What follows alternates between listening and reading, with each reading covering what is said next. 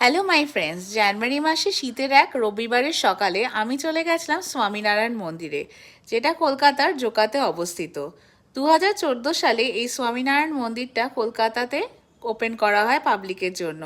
তখনও আমি একবার এসেছিলাম এবং আবার 10 বছর বাদে এখানে এসে আমার তো মনটাও খুব ভালো হয়ে গেল।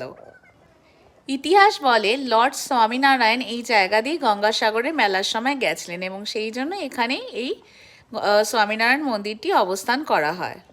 এই মন্দিরের প্রত্যেকটা ডিজাইন এবং কাজ এতটাই সূক্ষ্ম যে দেখে মনটা মুগ্ধ হয়ে যাচ্ছে এবং ইটস ভেরি মেসমারাইজিং। আমরা যখন গেছিলাম 12টার পুজোটা শুরু হয় এবং দরজাটা খোলা হয় স্বামীনারায়ণের মন্দিরের জন্য, এবং আমরা খুব লাকি যে এই পুজোটা দেখতে পেয়েছিলাম and we really felt very good. একটু ভিড় ছিল বা তাতে ক্ষতি কী। স্বামীনারায়ণ মন্দির হচ্ছে কলকাতা দেখার মতো একটা অন্যান্য জায়গা। যদি আপনারা কলকাতায় এসে থাকেন এবং কলকাতায় থাকেন, মাস্ট ভিজিট দিস।